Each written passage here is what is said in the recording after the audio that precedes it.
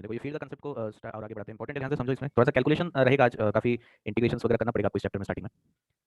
देखो point mass की वजह से हम लोगों ने देखा कि फील्ड का वैल्यू क्या होगा, r डिस्टेंस में gm/r² मैग्नीट्यूड होगा, और डायरेक्शन किधर होगा, यहाँ पे पॉइंट मास की वजह से फील्ड निकालोगे अगर पॉइंट p पे, so it will be pointing या directed towards this point mass. ठीक है, हमेशा इसकी तरफ पॉइंट करेगा, कभी भी इससे अवे पॉइंट नहीं करता है।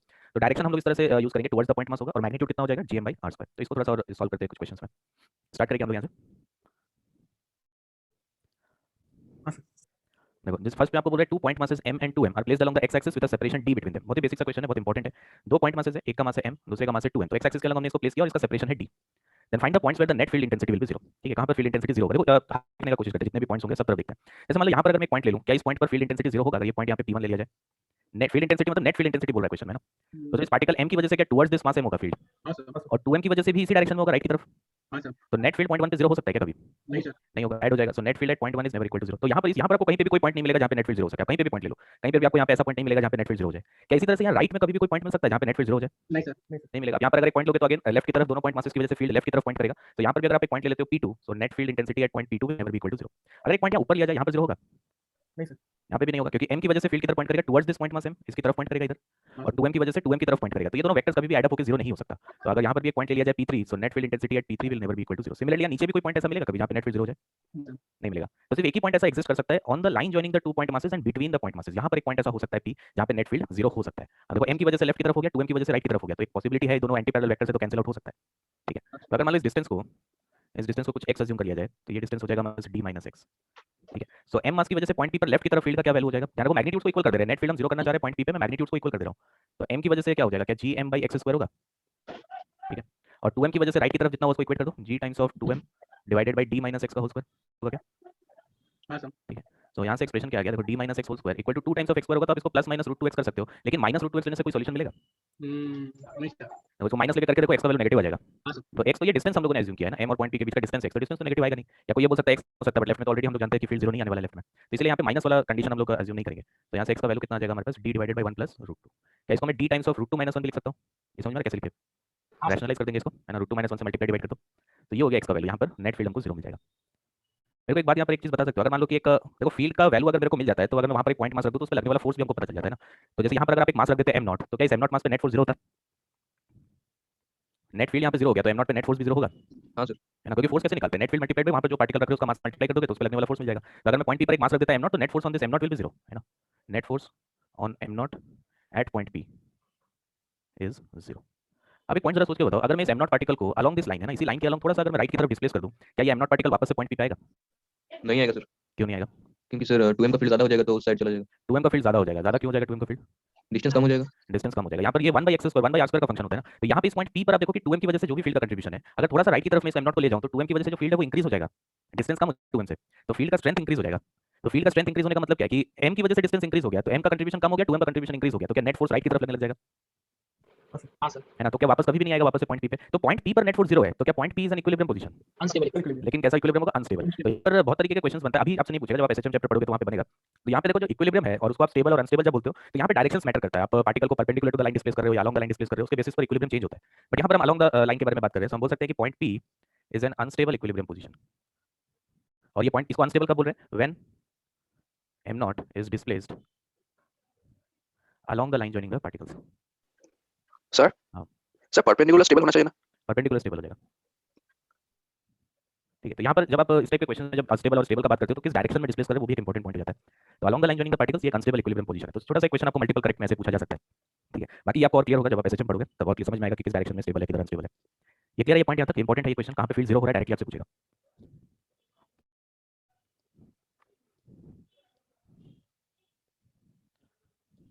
देखो एक और क्वेश्चन करते हैं, ये समझ में आया तो बोल फिर आगे बढ़े केस में।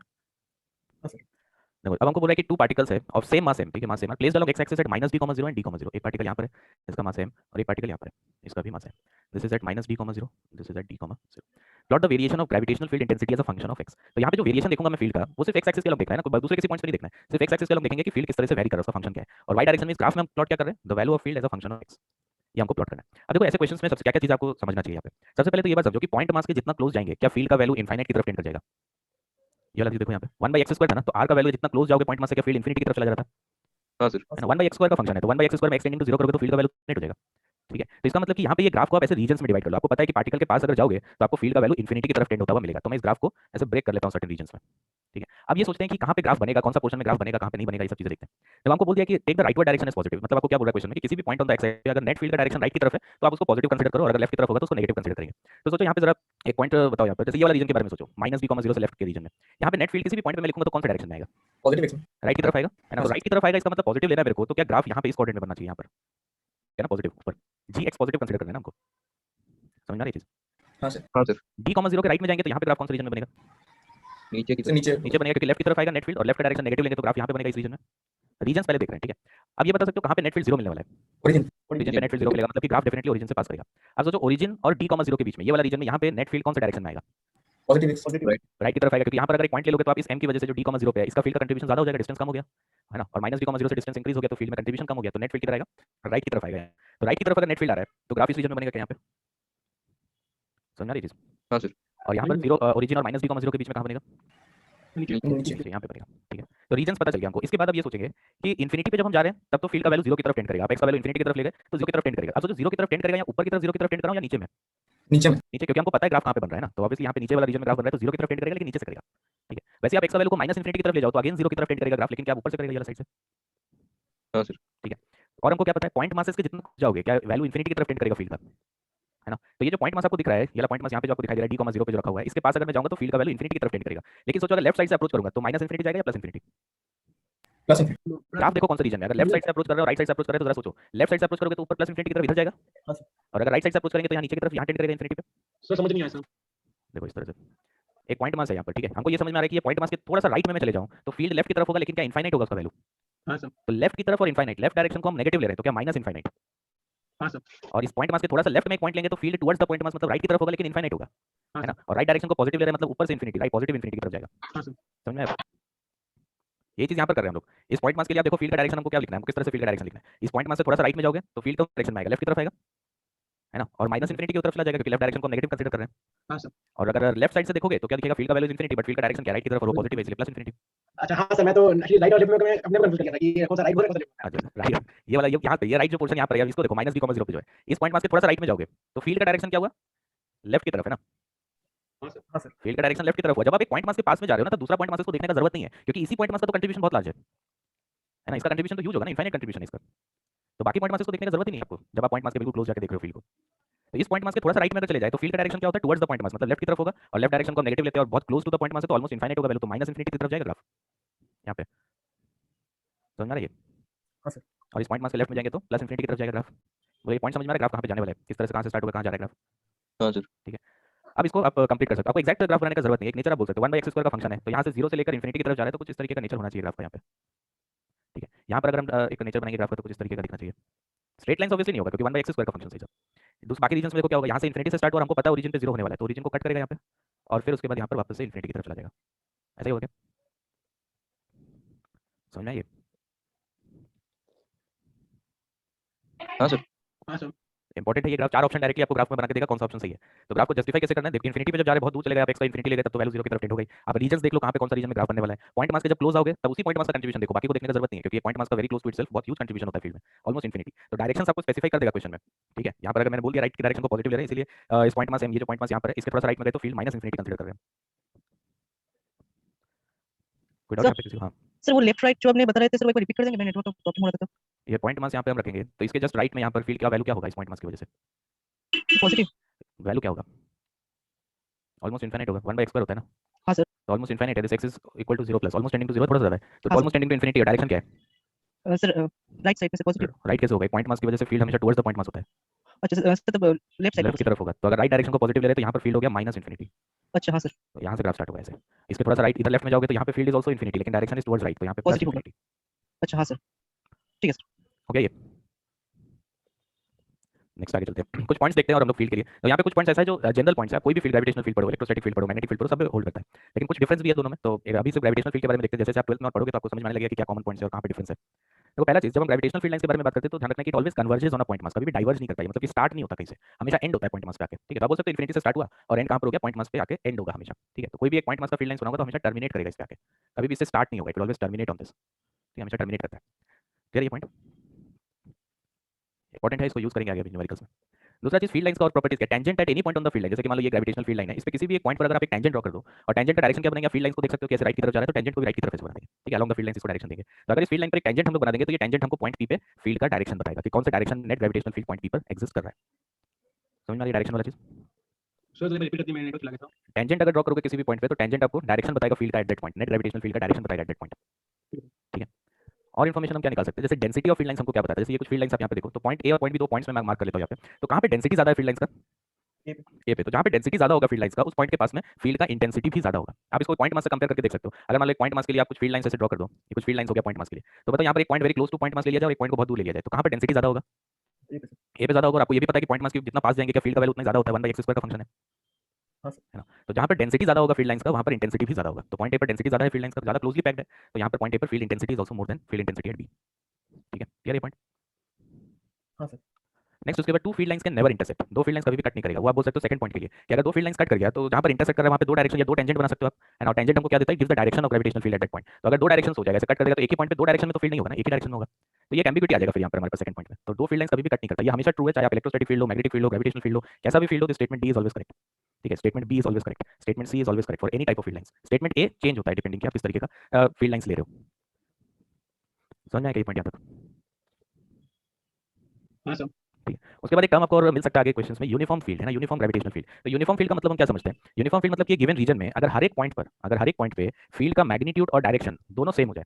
जैसे मान लो कि फॉर अ गिवन रीजन आपके पास एक रीजन है, जिस एक रीजन देख रहे हो स्पेस का, यहाँ पे क्या हो रहा है कि हर एक पॉइंट पे फील्ड का जो डायरेक्शन है और मैग्नीट्यूड है हर जगह आपको सेम मिल जाए, ठीक है, हर जगह सेम हो जाए, तब ऐसे फील्ड को हम बोलते हैं यूनिफॉर्म फील्ड। तो इसका फील्ड लाइंस का ऐसा पैरेलल दिखेगा, ऐसा दिखेगा क्या, हर एक पॉइंट पे मैग्नीट्यूड और डायरेक्शन दोनों सेम होना चाहिए, then such type of fields are called as uniform fields, ठीक है। समझ में आ रही है बात? हाँ सर। तो एक पॉइंट मास की वजह से जो फील्ड है क्या वो यूनिफॉर्म है? नहीं सर, नहीं है। क्योंकि हर एक पॉइंट पे डिफरेंट वैल्यू होता है, 1/r² का फंक्शन था हमारे पास, तो पॉइंट मास के लिए जो फील्ड है वो यूनिफॉर्म नहीं है। हम लोग देखेंगे कुछ एक एग्जांपल में कैसे यूनिफॉर्म हो सकता है, बहुत ही रेयर केस है, यूनिफॉर्म ग्रेविटेशनल फील्ड जल्दी होता नहीं है, ठीक है, क्लियर है यहाँ तक? उसके बाद देखो टू पार्टिकल सिस्टम, एक पॉइंट यहाँ पे कभी कभी मेंस में पूछा जाता है, एक बार एडवांस में भी पूछा गया, तो ये पॉइंट यूजुअली दिमाग से निकल जाता है, ये बहुत ही स्कोरिंग क्वेश्चन है, इसमें कुछ करने का नहीं है। मतलब अगर मैं टू पॉइंट मासेस का फील्ड लाइंस बनाऊं, ठीक है, टू पार्टिकल सिस्टम, एक का मास m है और एक का मास 2m है, तो यहाँ पे फील्ड लाइंस किस तरह से दिखेगा, जो डायग्राम आपको दिख रहा है ऐसा कुछ फील्ड लाइंस आपको देखने को मिलेगा, ठीक है। लेकिन यहाँ पर पार्टिकल का मासेस देखो, एक का मास है m, एक का मास है 2m, तो जब हम फील्ड लाइंस ड्रॉ करते हैं तो पार्टिकल m पर जितना भी फील्ड लाइंस टर्मिनेट करेगा, पार्टिकल 2m पे उसका डबल फील्ड लाइंस हम लोग शो करते हैं, ये एक तरीका है रिप्रेजेंट करने का। जैसे यहाँ पर आप देखो पार्टिकल m पे मैंने 7 फील्ड लाइंस दिखा रखा है जो टर्मिनेट कर रहा है ना, तो 2m पे 14 फील्ड लाइंस दिखाना चाहिए हमको डायग्राम में। समझ में आ रही बात?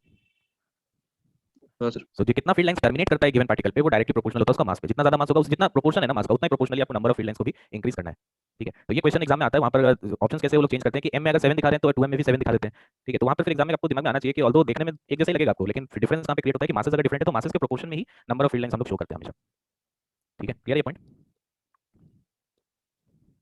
यहाँ तक कोई डाउट है किसी को?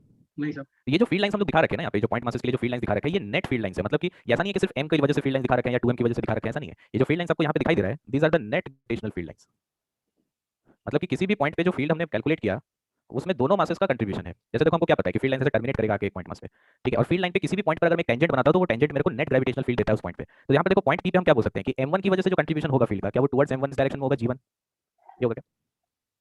m2 की वजह से जो कंट्रीब्यूशन होगा पॉइंट पी पे क्या वो टुवर्ड्स m2 मतलब g2 इस डायरेक्शन में होगा? समझ में आ रही चीज?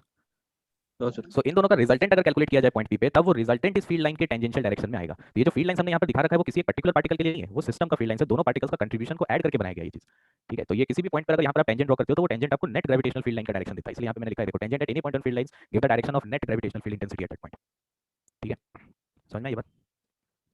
सर यूनिफॉर्म ग्रेविटेशनल फील्ड और एक बार समझा देंगे? मैग्नीट्यूड डायरेक्शन हर एक पॉइंट पे सेम होगा तब ऐसे फील्ड को हम यूनिफॉर्म बोलते हैं। सिंपल सा एक वेक्टर है ना, फील्ड तो एक वेक्टर क्वांटिटी है, तो वेक्टर मतलब मैग्नीट्यूड डायरेक्शन दोनों प्रॉपर्टी है, तो अगर दोनों चीज हर एक पॉइंट पे सेम है तो ऐसे फील्ड को हम यूनिफॉर्म बोलते हैं। मतलब ये तो आइडियल केस हो गया, रियल आइडियल रियली हो सकता है, वो देखेंगे कुछ एक स्पेशल केस में हो सकता है, ठीक है। ठीक है, क्लियर? यहाँ तक कोई डाउट है तो बोलो। इंपॉर्टेंट है यहाँ पे ये सब प्रॉपर्टी सब यूज करेंगे हम लोग आगे क्वेश्चंस में। पहला प्रॉपर्टी बहुत इंपॉर्टेंट है कि पॉइंट मास की तरफ होता है हमेशा फील्ड, और एक पॉइंट मास की वजह से कितना होता है gm/r²। ओके, ये लास्ट पॉइंट ध्यान रखना, एग्जाम में आपको कंफ्यूज कर सकता है ये लास्ट पॉइंट। m और 2m मासेस जब अलग-अलग मासेस रहेगा तो फील्ड लाइंस को काउंट करना जरूर, ठीक है, जिससे उसी प्रोपोर्शन में फील्ड लाइंस टर्मिनेट करना चाहिए। आगे बढ़ के ये हो गया। अब देखो कि एक से ज्यादा पार्टिकल्स है अगर हमारे पास या फिर एक कंटीन्यूअस मास डिस्ट्रीब्यूशन है तो किस तरीके से हम लोग फील्ड निकाल सकते हैं किसी भी पॉइंट पे। तो जैसे मान लो कि हमारे पास एक ऑब्जेक्ट है जिसका मास है, हमको एक पॉइंट पी पे निकालना है कि नेट ग्रेविटेशनल फील्ड इस ऑब्जेक्ट की वजह से क्या होगा। बहुत तरीके का ऑब्जेक्ट हो सकता है, आपके पास वायर्स हो सकता है, प्लेट्स हो सकता है, सॉलिड ऑब्जेक्ट 3D ऑब्जेक्ट हो सकता है। तो आपको किसी भी पॉइंट पे निकालना है क्या फील्ड इंटेंसिटी होना चाहिए। तो हम क्या कर सकते हैं कि इसको हम इनफाइनाइट नंबर ऑफ पार्टिकल्स में या फिर एलिमेंट्स में जब हम ब्रेक करेंगे तो हर एक एलिमेंट का कंट्रीब्यूशन पॉइंट पी पर देख के उसको ऐड अप कर सकते हैं हम लोग। इस तरीके का चीजें हम लोग पहले मास में रोटेशन में हर जगह एक पॉइंट याद है इस तरीके की चीज एक एक एलिमेंट्स का कंट्रीब्यूशन को ऐड कर सकते हैं ना मतलब इंटीग्रेट कर सकते हैं ठीक है तो आप जैसे मान लो यहाँ पर 3 तरीके का मास डिस्ट्रीब्यूशन हम लोगों ने पढ़ा था linear mass distribution surface mass distribution and volume mass distribution तो लीनियर मास डिस्ट्रीब्यूशन में किस तरीके का एलिमेंट्स आता है मतलब जैसे वायर है या फिर आर्क्स है तो उसमें किस तरीके का एलिमेंट आएगा हाँ पॉइंट मास पॉइंट मासेस आता है ठीक है जैसे अगर डिस्क है तो एलिमेंट कैसा लेना एलिमेंट रिंग है रिंग्स लेते हैं उसमें हम लोग ठीक है तो जैसे सॉलिड स्फीयर हो गया तो उसको आप हॉलो शेल्स का एलिमेंट्स बना सकते हो या फिर आप उसको डिस्क में ब्रेक कर सकते हो है ना तो उस तरीके से हम लोग यहाँ पर अप्रोच करेंगे तो करना क्या बेसिकली यहाँ पर नेट फील्ड अगर किसी पॉइंट पे निकालना है तो वेरियस एलिमेंट्स का एक ऐसा एलिमेंट लेना है जिसका फील्ड ऑलरेडी आपको मालूम है ठीक है एलिमेंट ऐसा नहीं कि ऐसा एलिमेंट लिया जिसका खुद का फील्ड हमको नहीं पता तब कोई काम नहीं आएगा एक ऐसा एलिमेंट लेंगे जिसका फील्ड हमको मालूम है पॉइंट पी पे और फिर उसको हम इंटीग्रेट कर सकते हैं फॉर द एंटायर ऑब्जेक्ट लेकिन जब इंटीग्रेट करोगे ध्यान रखना वेक्टर क्वांटिटी को इंटीग्रेट कर रहे हैं तो डायरेक्शंस को ध्यान रखते हुए इंटीग्रेट करना पड़ेगा अगर हर एक एलिमेंट का कंट्रीब्यूशन सेम डायरेक्शन में तब तो डायरेक्टली इंटीग्रेट कर सकते हैं डिफरेंट डायरेक्शंस में होगा तो क्या इसको कंपोनेंट्स में ब्रेक करके इंटीग्रेट करना पड़ता है हाँ सर ठीक है तो देखते हैं इस पे कुछ पॉइंट्स कैसे कैलकुलेट कर सकते हैं तो सबसे सिंपल से स्टार्ट करते हैं वायर से वायर में 2 पॉइंट्स पे हम लोग बात करेंगे एक पॉइंट होगा अलोंग इट्स लेंथ जिसको हम लोग बोलते हैं एक्सियल पॉइंट ठीक है तो ये एक्सियल पॉइंट है पॉइंट पी हमको यहाँ पे निकालना है कि क्या फील्ड इंटेंसिटी होगा ड्यू टू दिस वायर एक पॉइंट यहाँ पर ध्यान रखो कि जब आप एक एक्सटेंडेड ऑब्जेक्ट है कंटीन्यूअस बॉडी की वजह से फील्ड निकालते हो किसी भी पॉइंट पे तब आप उस ऑब्जेक्ट को उसके सेंटर ऑफ मास पे कंसंट्रेट नहीं कर सकते ठीक है क्योंकि हर एक एलिमेंट का क्या सेम कंट्रीब्यूशन आएगा क्या पॉइंट पी पे नहीं आएगा सेम कंट्रीब्यूशन नहीं आएगा तो आप उसको सेंटर ऑफ मास पे कंसंट्रेट नहीं कर सकते ठीक है तो आप चाहो तो एक नोट कर सकते हो यहाँ पे let we can not concentrate entire mass on centre of mass sir ठीक है हाँ सर ये क्या किसी भी कंटीन्यूअस मास डिस्ट्रीब्यूशन में नहीं कर सकते ऐसा सिर्फ स्फीयर्स में कर सकते हो वहाँ पे देखेंगे हम स्फीयर्स में भी कंडीशन है अगर यूनिफॉर्म मास डिस्ट्रीब्यूशन है तभी स्फीयर्स में भी कर पाएंगे नॉन यूनिफॉर्म में वहाँ पे भी नहीं कर सकते सर वही पूछने जा रहे थे कि अर्थ में तो हम डिस्टेंस फ्रॉम सेंटर ले लेते हैं हाँ स्फीयर से यूनिफॉर्म मास डिस्ट्रीब्यूशन रहता है तो स्फीयर्स में कर सकते हैं क्योंकि वहाँ पे मास का जो डिस्ट्रीब्यूशन है उसमें एक सिमेट्री है उसमें एक सिमेट्री है यहाँ पर सिमेट्री नहीं है ऐसा कुछ ठीक है सर तो इसमें किस तरह से अप्रोच करेंगे एक एलिमेंट की वजह से हमको सॉल्व करना पड़ेगा इसमें ना तो एलिमेंट किस तरह से लिया जा सकता है तो कोई एलिमेंट यहाँ पे बहुत तरीके से मेजर किया जा सकता है कोई बोल सकता है मैं इससे x को मेजर करूंगा कोई बोल सकता है मैं यहाँ से मेजर करूंगा आपका मर्जी आप कहीं से भी कर सकते हो बस ध्यान रखना इंटीग्रेशन को इतना कॉम्प्लिकेटेड नहीं कर लेना कि आप खुद ही सॉल्व नहीं कर पाओ उसको ठीक है क्योंकि आप अगर एलिमेंट्स कहीं अलग अलग पोजीशन से मेजर करोगे तो ऑब्वियसली आपके फंक्शंस में डिफरेंस आएगा इंटीग्रेशन का जो फंक्शंस बनेगा तो ऐसा फंक्शन बनाना कि कैलकुलेशन थोड़ा इजी रहे ठीक है आप अगर कर पा रहे हो कैलकुलेशन तो मैटर नहीं करता कहाँ से मेजर कर रहे हो जैसे मान लो कि मैं अगर पॉइंट पी से मेजर लेता हूँ एक एलिमेंट यहाँ पे ले लेता हूँ पॉइंट पी से मेजर करके ठीक है तो मैं यहाँ पर x डिस्टेंस पे जाकर एक एलिमेंट ले लेता हूँ जिसका थिकनेस है dx तो इस एलिमेंट का मास क्या लिख सकते हैं हम लोग लैम्डा डीएक्स लैम्डा को आप m/l बोल सकते हो ठीक है और यूनिफॉर्म मास डिस्ट्रीब्यूशन है तो लैम्डा कांस्टेंट है ठीक है सो लैम्डा इनटू dx तो यहाँ पे समझ में आएगा लैम्डा को x का फंक्शन भी बना दिया जाए तो इंटीग्रेशन का फंक्शन बदलेगा बस है ना इंटीग्रेशन चेंज होगा तो इस एलिमेंट की वजह से पॉइंट पी पे कौन सा डायरेक्शन में आएगा फील्ड ये तो एक पॉइंट मास है ना पॉइंट मास की वजह से कौन सा डायरेक्शन में आएगा लेफ्ट डायरेक्शन में टुवर्ड्स द पॉइंट मास आएगा है ना dg अब क्या हर एक एलिमेंट के लिए सेम डायरेक्शन में आने वाला है फील्ड हर एक एलिमेंट के लिए देखो लेफ्ट की तरफ आएगा तो नेट फील्ड निकालने के लिए मैं डायरेक्टली इंटीग्रेट कर सकता हूं dg को क्योंकि हर एक वेक्टर सेम डायरेक्शन में है तो ऐड करने के लिए डायरेक्टली इंटीग्रेट किया जा सकता है अलग अलग डायरेक्शन होता तब तो इंटीग्रेशन को ब्रेक करना पड़ता है कंपोनेंट्स में ब्रेक करना पड़ता है dg को बट यहाँ पे तो सेम डायरेक्शन में तो डायरेक्ट इंटीग्रेट कर सकते हैं हम लोग सो नेट फील्ड अगर पॉइंट p पर हम निकालना चाहेंगे तो एक एलिमेंट के लिए जो हम लोग फील्ड लिखेंगे उसको डायरेक्टली ऐड कर सकते हैं मतलब इंटीग्रेट कर सकते हैं ठीक है तो ये इंटीग्रल ऑफ कितना हो गया g ऑफ एलिमेंट के लिए लिख रहे हैं व्हिच इज अ पार्टिकल मतलब gm/r होता है तो g into mass dm divided by x square ये होगा अरे क्या चीज समझ में तो g लैम्डा को आप इंटीग्रेशन से बाहर निकाल सकते हो हमारे पास बन गया dx by x स्क्वायर तो x का लिमिट क्या लगाना चाहिए यहाँ पे r to r plus l r से r plus l ठीक है x का वैल्यू 0 से स्टार्ट नहीं होगा क्योंकि रॉड स्टार्ट पर x equal to r position से ठीक है तो ये कितना हो गया g lambda times of 1/r minus 1/r plus l या फिर आप इसको ऐसे लिख सकते हो g lambda into l divided by r times of r plus ठीक है क्लियर यहाँ तक तो देखो एक क्वेश्चन हम लोगों ने किया था ऐसा कि पॉइंट p पर एक और पार्टिकल रखा हुआ था उस पर फोर्स कितना लगेगा वहाँ पर भी देखो यही आंसर आया था बस उस पार्टिकल का मास से मल्टीप्लाई कर देने से आंसर आ जाएगा अगर मैं पॉइंट p पर एक m0 मास का पार्टिकल रख देता तो m0 पे फोर्स कितना लगता नेट फील्ड आपको पता चल गया रॉड की वजह से यहाँ पे पॉइंट p पे तो पॉइंट p पर अगर एक मास रख दिया जाए m0 तो m0 से इस फील्ड को मल्टीप्लाई करोगे तो फोर्स मिल जाएगा हाँ सर ठीक है तो यहाँ पे ये एक रियल फोर्स है मतलब एक्शन रिएक्शन पेयर है न्यूटन थर्ड लॉ भी करता है तो रॉड अगर पार्टिकल पे कुछ फोर्स लगाएगा तो उस पार्टिकल भी रॉड पे फोर्स लगाएगा तो ये मैग्नीट्यूड वाइज सेम होता है फोर्सेस यहाँ तक हो गया ये चीज समझ में आएगा हाँ सर इनको याद रखना कि एग्जाम में करेंगे जो याद रखना को मैं बता दूं एक्सेल पॉइंट वाला करने की जरूरत नहीं है ठीक है एक पॉइंट यहाँ पर देखो और देख सकते हो कि अगर r का वैल्यू इंफिनिटी की तरफ टेंड करा मतलब पॉइंट p को बहुत दूर ले जाए तो क्या हो जाएगा फील्ड का वैल्यू 0 तो एक पॉइंट मास होता क्या है सोचो इस रॉड को अगर मैं इंफिनिटी बहुत दूर खड़े होकर इस रॉड को देखूं तो क्या ये रॉड अप्रोक्सीमेटली एक पॉइंट मास जैसा दिखेगा मेरे को हाँ दूर खड़े होकर रॉड को देख रहे हो तो रॉड बहुत छोटा सा दिख रहा है कि पॉइंट मास की तरह आपको दिखाई दे रहा है तो जब आप एक ऑब्जेक्ट से ऑल्दो ऑब्जेक्ट एक्चुअली में पॉइंट मास नहीं है तो पॉइंट मास का कांसेप्ट क्या होता है एक्चुअली में कि कोई भी ऑब्जेक्ट से बहुत दूर से देख रहे हो अगर उस ऑब्जेक्ट को तो वो ऑब्जेक्ट एक पॉइंट मास की तरह आपको दिखाई देता है जितना क्लोज जाओगे उस ऑब्जेक्ट के तब वो ऑब्जेक्ट का डायमेंशन आपको एक्चुअली में पता चलेगा कि क्या डायमेंशन है ठीक है तो यहाँ पर भी देखो उसी सेटिस्फाई हो रहा है अगर मैं बहुत दूर चले जाऊँ for r tending to infinity ठीक है field intensity at point p या field value of field will tend to 0 so r tending to infinity का मतलब क्या हो गया कि the rod behaves like a point mass ठीक है पॉइंट मास की तरह बिहेव करना स्टार्ट कर देगा समझ में आ रही चीज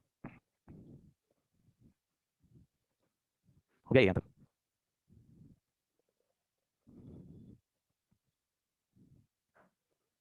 नेक्स्ट चले क्या हो गया यहाँ पे छोटा सा पॉइंट है इसको याद रखने की जरूरत नहीं है मैं बॉक्स कर दूंगा जिस जो भी फॉर्मूला आपको याद रखना हो सर हाँ।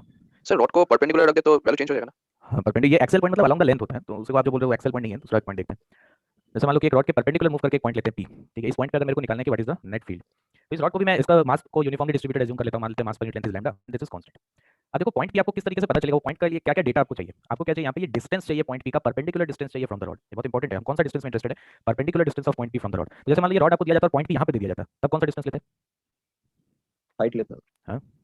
तो रॉड को एक्सटेंड करके वो जो परपेंडिकुलर लेना है, तो आप हाइपोथेटिकली इसको अगर एक्सटेंड कर दो तो ये डिस्टेंस हम लोग लेंगे, ठीक है। तो परपेंडिकुलर डिस्टेंस में हम यहाँ पर इंटरेस्टेड है, ये इंपॉर्टेंट है। उसके बाद एंगल्स हमको यहाँ पर चाहिए थीटा 1 थीटा 2। देखो एंगल्स कैसे डिफाइन कर रहे हैं, रॉड के दोनों एंड्स को अगर आप पॉइंट पी के साथ ज्वाइन कर दो तो ये जो लाइन से एपी एंड बीपी, ये दोनों लाइंस परपेंडिकुलर लाइन के रेस्पेक्ट में कितना एंगल्स पे, तो ये एंगल मेजर कहाँ से करना है, परपेंडिकुलर लाइन से एंगल्स को मेजर करना है। जैसे ये वाला क्वेश्चन अगर फिर से देखो यहाँ पर पॉइंट पी होता तो मैं कैसे एंगल्स मेजर करता, इसको मैं एक्सटेंड कर देता, एक परपेंडिकुलर ड्रॉप करता, रॉड के दोनों एंड्स को ज्वाइन करता इस पॉइंट पी के साथ और परपेंडिकुलर से ही एंगल्स मेजर करता, मतलब एक एंगल ये वाला, दूसरा एंगल ये वाला, समझ में आ रहा है। डी परपेंडिकुलर डिस्टेंस होगा theta 1 theta 2 are measured with respect to the perpendicular drop down the rod from point p. Clear है यहाँ पर। हाँ सर तो हमको निकालना है यहाँ पे फील्ड का वैल्यू क्या होगा पॉइंट पी पे, देखो यहाँ पे कैसे निकालेंगे। एलिमेंट हमको क्या लेना पड़ेगा, एलिमेंट एक वायर है, एक रॉड है हमारे पास, तो एक पॉइंट मास बनेगा एक छोटा सा एलिमेंट। तो यहाँ पर एक एलिमेंट कंसीडर करता हूँ, ठीक है। अब देखो एलिमेंट को कैसे डिफाइन करें, इसके पैरामीटर्स को मान लेते हैं, एलिमेंट यहाँ पे परपेंडिकुलर पॉइंट एम, यहाँ से वाई डिस्टेंस पर जाकर इसका थिकनेस है डी वाई, ठीक है, ये एक एलिमेंट हो गया छोटा सा।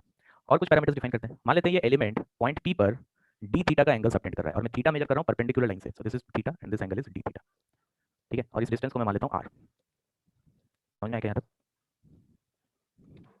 तो इस एलिमेंट की वजह से पॉइंट पी पे फील्ड कौन से डायरेक्शन में आएगा, इस एलिमेंट की वजह से फील्ड कौन से डायरेक्शन में आएगा,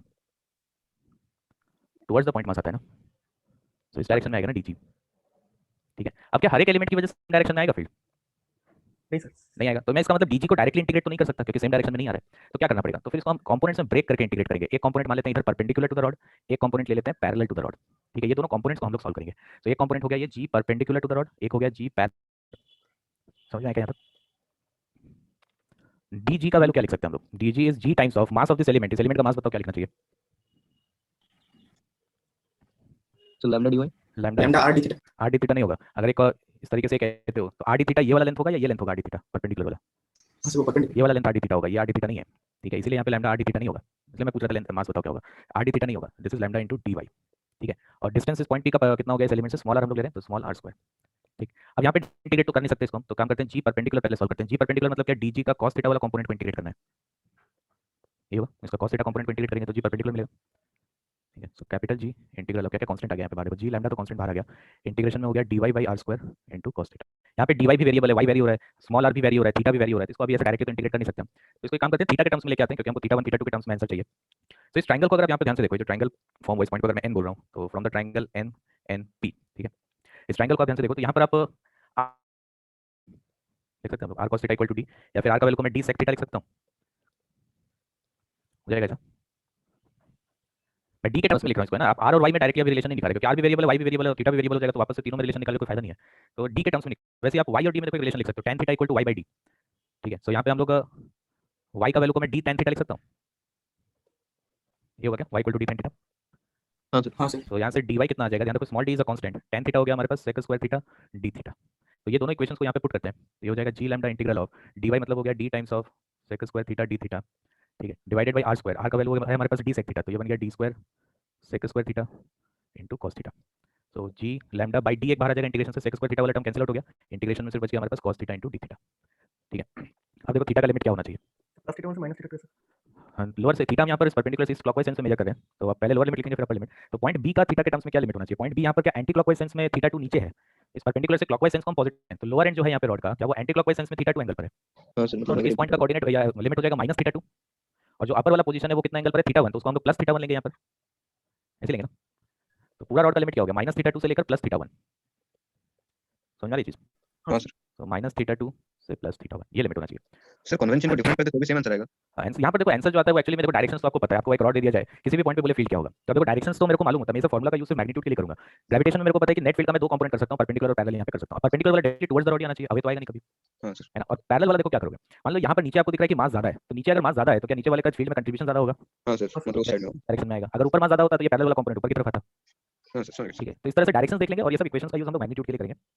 तो यहाँ से हमारे पास परपेंडिकुलर कितना आ जाएगा, G lambda by D times of, इसका इंटीग्रेशन कितना होगा,